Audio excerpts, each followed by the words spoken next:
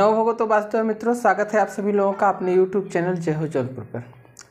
चलिए भैया, पिछली वीडियो में हम लोगों ने नाथ साहित्य देख लिया था। आज हम लोग भैया जैन साहित्य को देखेंगे। और जितने लोग भैया वीडियो को देख रहे हैं लाइक कर दें, शेयर कर दें, सब्सक्राइब चैनल को ज़रूर कर लें, ठीक, ताकि जो भी वीडियो बने उसका नोटिफिकेशन आपको जाता रहे और आप सुचारू रूप से पढ़ते रहें। चलिए बात करते हैं जैन साहित्य की। एक चीज़ जानिएगा भैया, अगर जैन साहित्य की बात करें ना तो ध्यान दीजिएगा, जैन आचार्य यानी जैन का प्रवर्तक किसे, जैन साहित्य का प्रवर्तक जैन धर्म का प्रवर्तक किसे माना जाता है तो महावीर स्वामी को माना जाता है। और अगर ध्यान दिया जाए यहाँ पर हिंदी साहित्य की बात की जाए तो हिंदी में जैन साहित्य को सबसे प्रामाणिक साहित्य माना जाता है, ठीक। तो ध्यान दीजिएगा, जैन साहित्य हम लिख सकते हैं भैया, जैन साहित्य, जैन साहित्य आदिकाल का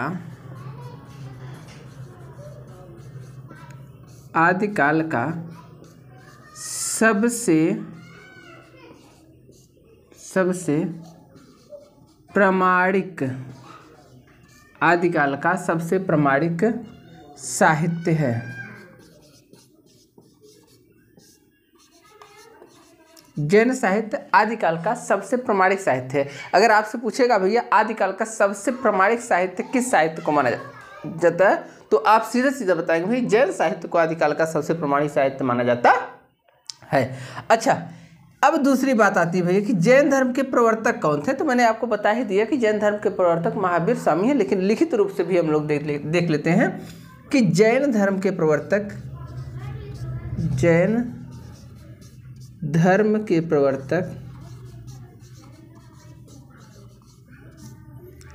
धर्म के प्रवर्तक आचार्य महावीर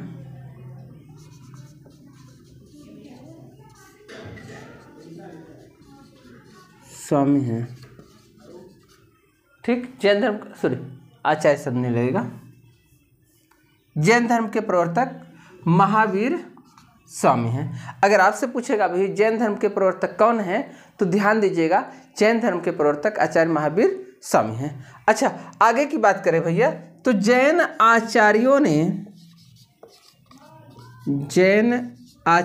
ने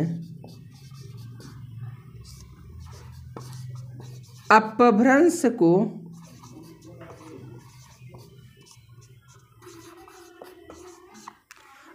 को अपने साहित्य की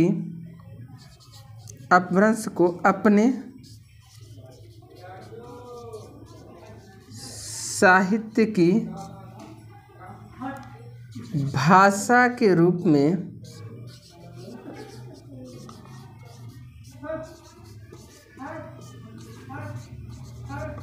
ग्रहण किया या अपनाया,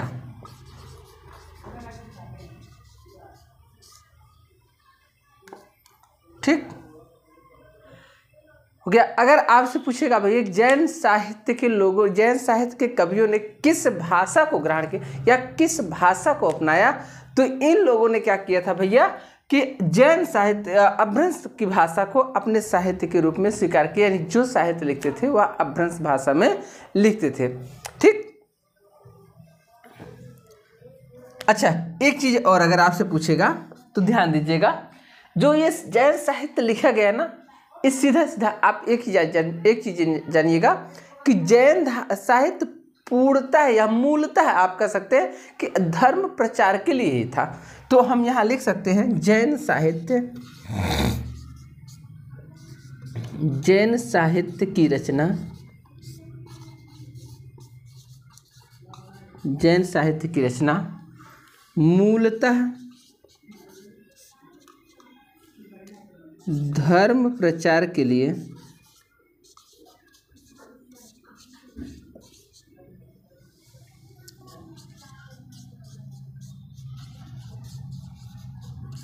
किया गया, ठीक। जैन साहित्य जो रचा गया भैया ये मूलतः अगर माना जाए तो ये धर्म प्रचार के लिए रचा गया था, ठीक। अच्छा, एक चीज आप जानिएगा, ये जो जैन साहित्य था भैया इसका प्रचार प्रसार भारत के पश्चिमी क्षेत्र पश्चिमी क्षेत्र का मतलब है गुजरात राजस्थान, गुजरात और राजस्थान।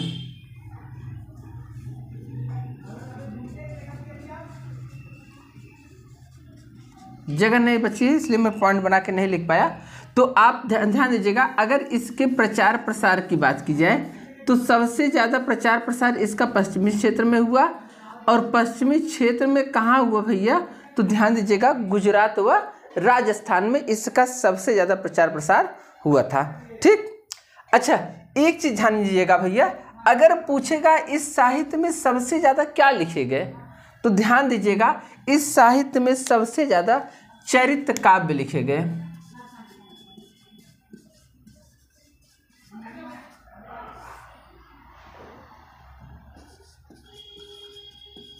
सबसे ज़्यादा चरित्र काव्य लिखे गए, यानी इसमें सबसे ज़्यादा क्या लिखे गए भैया? हाँ दिख तो रहा है, तो इसमें सबसे ज़्यादा चरित्र काव्य लिखे गए। ठीक, अच्छा एक चीज़ जानिएगा भैया, अगर आपसे पूछेगा ये जितने भी जैन साहित्य की रचनाएं हुई, जैन साहित्य की रचनाएं, इसमें कौन सा रस प्रधान रहा है? तो ध्यान दीजिएगा जब धर्म प्रचार के लिए चल रहा है भैया, तो इसमें कौन सा रस प्रधान होगा? तो आप सभी लोग जान सकते हैं कि इसमें भैया शांत रस की प्रधानता थी। किसकी प्रधानता थी? तो इसमें शांत रस की प्रधानता थी। ठीक, तो ये रहा जैन साहित्य के बारे में। अब इसके बारे में थोड़ा सा कौन कौन से कवि हैं, कैसे कैसे हैं, उसके बारे में हम लोग पढ़ेंगे। एक बार आप सभी लोग भैया इसका स्क्रीनशॉट लीजिएगा, पुनः हम आगे चलते हैं। चलिए सभी लोग स्क्रीनशॉट लीजिएगा। चलिए भैया आगे चलते हैं, देखते हैं। अब ध्यान दीजिएगा, हम लोग देखेंगे जैन साहित्य के प्रमुख कवि कौन कौन से कवि आए और क्या क्या लिखे इन्होंने ना। ठीक, तो सबसे पहले हम लोग देखते हैं भैया कौन कवि? देवसेन के बारे में। किसके बारे में भैया? देवसेन जी के बारे में। ठीक, जैन साहित्य के प्रमुख कवियों में पहले कवि हैं भैया देवसेन जी के बारे में हम लोग देखते हैं। देवसेन श्रावकाचार्य लिखा था इन्होंने, तो यहाँ हम लिख सकते हैं भैया श्रावकाचार्य। श्रावकाचार्य।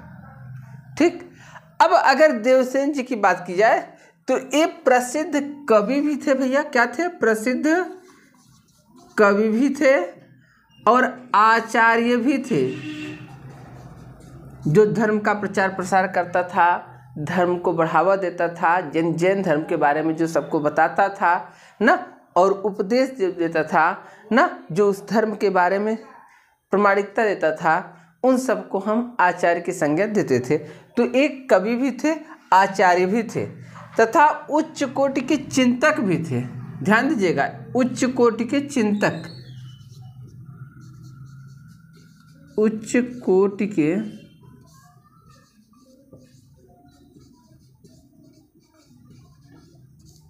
चिंतक। अगर आपसे पूछेगा देवसेन के बारे में, तो कवि भी थे, आचार्य भी थे और उच्च कोटि के चिंतक भी थे। अच्छा, इन्होंने भैया ये जो श्रावकाचार्य रचना किया था, अगर आपसे पूछेगा श्रावकाचार्य की रचना इन्होंने कितने ईस्वी में किया, तो ध्यान दीजिएगा इन्होंने श्रावकाचार्य की रचना 933 ईस्वी में किया था। कब भैया? 933 ईस्वी में किया था। अच्छा, श्रावकाचार्य को भैया ध्यान दीजिएगा,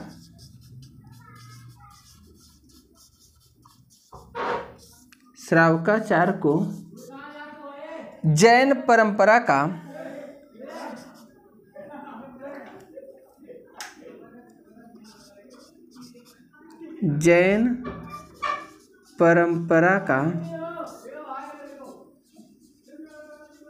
प्रथम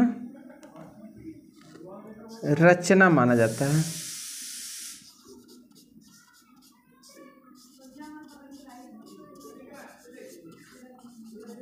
यानी श्रावकाचार्य को जैन परंपरा की प्रथम रचना भी माना जाता है भैया, ये भी आप विशेष रूप से ध्यान रखेंगे। ठीक, अच्छा चलिए भैया ध्यान दीजिएगा, इसमें कितने दोहे हैं? तो इसमें 250 दोहे हैं। क्या भैया, कितने? 250 दोहे हैं। ठीक। दूसरी चीज, इसमें श्रावक धर्म का वर्णन है। श्रावक धर्म मतलब सुनने वाला।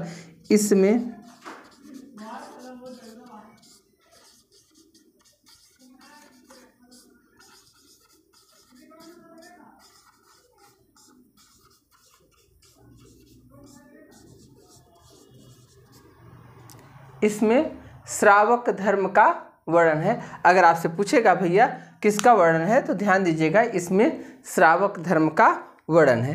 अच्छा, अब हम देखेंगे, एक बार आप स्क्रीनशॉट लीजिएगा भैया। इसके बाद हम लोग देखते हैं इनके द्वारा कितने कितने ग्रंथ लिखे गए, कौन कौन से ग्रंथ लिखे गए। एक बार सभी लोग स्क्रीनशॉट लीजिएगा भैया, फिर हम आगे चलते हैं। चलिए भैया देखते हैं।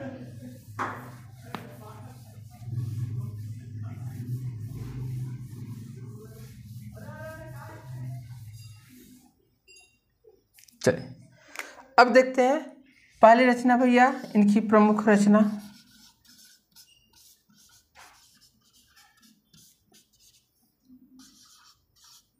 दब सहाव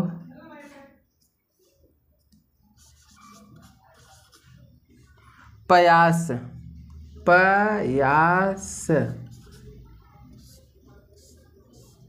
दब सहाव पयास।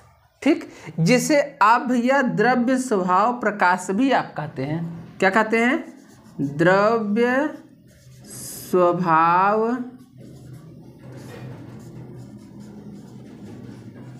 प्रकाश।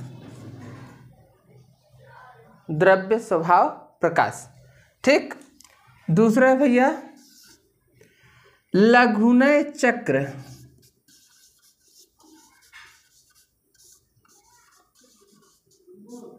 क्या है? लघुनय चक्र। अगर तीसरे की बात करें तो तीसरा है भैया दर्शन सार।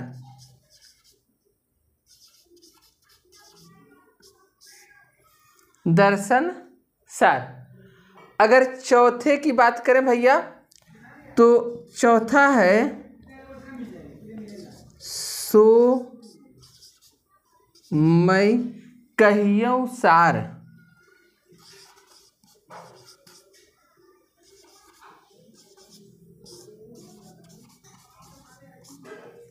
सो मैं कहियो सार। ठीक। अगर आगे की बात, पांचवी रचना की बात करें भैया तो जोजिड़ सासड़।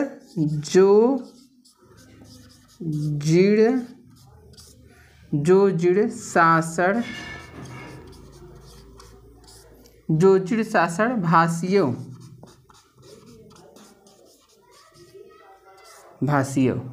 ठीक, ये इनकी 5 रचनाएं भैया। ठीक, और भी रचनाएं हैं, लेकिन मुख्य रूप से जो अन्य रचनाएं ये है, और जो मुख्य रचना थी भैया उस श्रावकाचार थी। श्रावकाचार इनकी प्रसिद्ध रचना है। चलिए एक बार इनकी रचनाओं का आप लोग स्क्रीनशॉट लीजिएगा भैया, पुनः हम आगे चलते हैं। चलिए भैया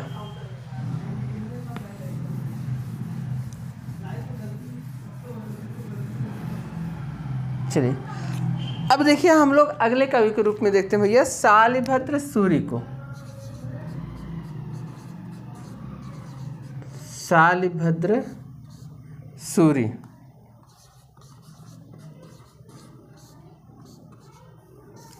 चलिए अगर शालिभद्र सूरि की बात की जाए भैया तो ध्यान दीजिएगा, शालिभद्र सूरि भैया गणपति चंद्र गुप्त ने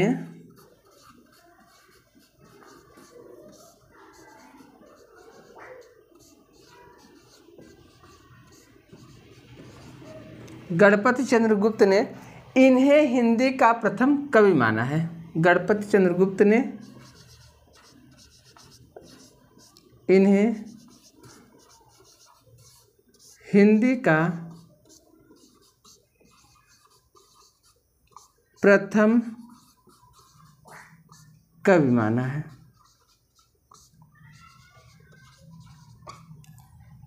इन्होंने क्या किया भैया? इन्हें हिंदी का प्रथम कवि माना है। चलिए अच्छा ये ध्यान दीजिएगा, अपने समय में ये क्या थे भैया? तो जैन आचार्य थे। ये अपने समय में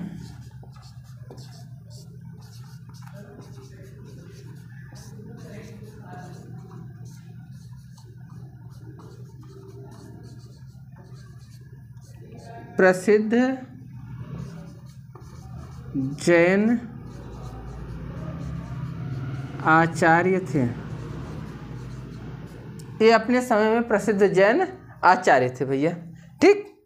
अच्छा, इनकी जो प्रसिद्ध रचना है भैया वह है इनकी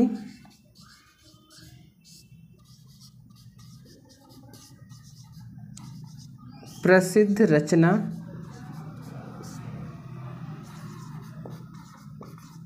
भारतेश्वर, प्रसिद्ध रचना भारतेश्वर बाहुबली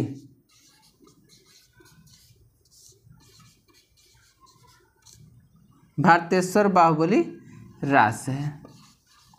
इनकी प्रसिद्ध रचना कौन सी है भैया? तो भारतेश्वर बाहुबली रास है।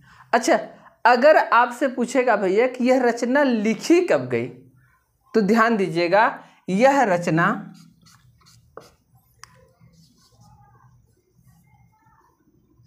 इसकी रचना इसकी रचना 1184 ईस्वी में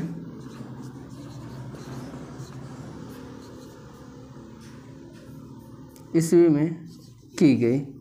यानी अगर आपसे पूछेगा इसकी रचना कब की गई, तो इसकी रचना 1184 ईस्वी में की गई। ठीक।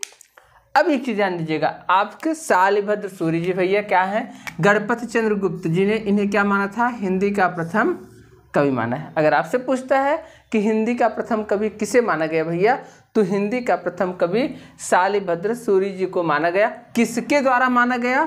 तो गणपति चंद्र गुप्त जी के द्वारा माना गया। किसके द्वारा माना गया भैया? तो गणपति चंद्र गुप्त जी के द्वारा माना गया। फिर कहते हैं ये अपने समय के प्रसिद्ध जैन आचार्य थे। क्या थे भैया? तो ये अपने समय के प्रसिद्ध जैन आचार्य थे। ठीक। और इनकी प्रसिद्ध रचना क्या है? तो इनकी प्रसिद्ध रचना भारतेश्वर बाहुबली रास है। क्या है? भारतेश्वर बाहुबली रास। और यह रचना कब की गई भैया? तो 1184 में। चलिए, इसका एक बार सभी लोग स्क्रीनशॉट लीजिएगा भैया, पुनः हम आगे देखते हैं। चलिए भैया आगे चलते हैं, देखते हैं।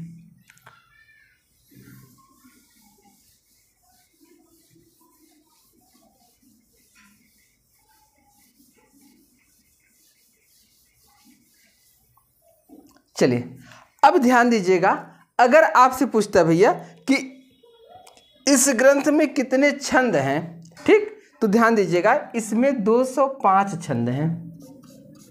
भारतेश्वर बाहुबली रास में कितने छंद हैं भैया? तो 205। इसमें कुल 205 छंद हैं। कितने छंद हैं? तो 205 छंद हैं। दूसरी चीज जानिएगा भैया, यह खंड काव्य है। यह खंड काव्य है। अगर आपसे पूछेगा भैया भारतेश्वर बाहुबली रास क्या है, तो यह क्या है? खंड काव्य है। अच्छा, अगली चीज आप याद करिएगा भैया, इसमें भारतेश्वर और बाहुबली राजाओं का वर्णन किया गया है। इसमें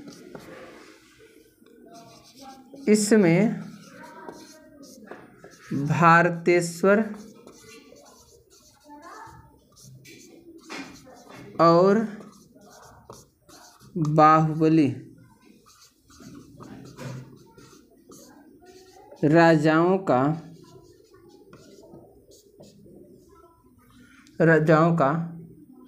भारतेश्वर और बाहुबली दोनों राजाओं का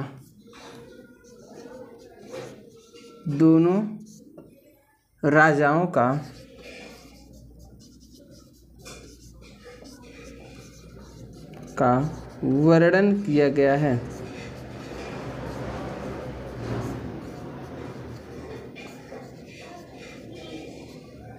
वर्णन किया गया है। ठीक। अगर पूछेगा भैया तो ध्यान दीजिएगा कि भारतेश्वर और बाहुबली दोनों राजाओं का वर्णन इसमें किया गया है। ठीक, अच्छा ध्यान दीजिएगा, इन्हीं की एक रचना है भैया बुद्धिरास।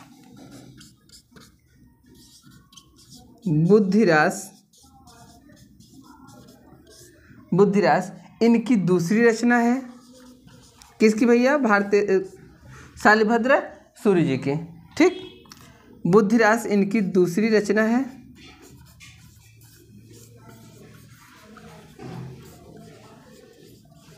बुद्धिरास इनकी दूसरी रचना है जो 63 छंदों में है, जो 63 छंदों में है।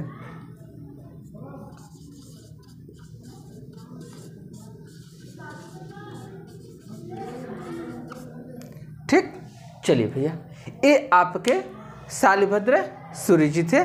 चलिए आज हम लोग इतना देखेंगे भैया। अगली वीडियो में हम लोग क्या, थोड़ा सा गर्मी ज़्यादा होती है तो सोचते हैं कि धीरे धीरे चल रहा है और लाइट का कोई भरोसा नहीं रहता, लाइट कब कट जाए। तो मैं सोचता हूँ जितनी भी चीज़ें हो जाएं वो धीरे धीरे चलते रहें हम लोग। और आज के लिए बस इतना ही भैया। अगली वीडियो हम पुनः जो है ये जो जैन साहित्य परंपरा है इसको बढ़ाते हुए आगे चलेंगे। तो आज के लिए सभी को इतना ही। सभी को ढेर सारी शुभकामनाएं, बधाइयाँ। चैनल को लाइक करिए, शेयर करिए, वीडियो अच्छी लगे तो खूब ज़्यादा फैलाइए। ठीक, सभी को नमो भगवतो वासुदेव। धन्यवाद।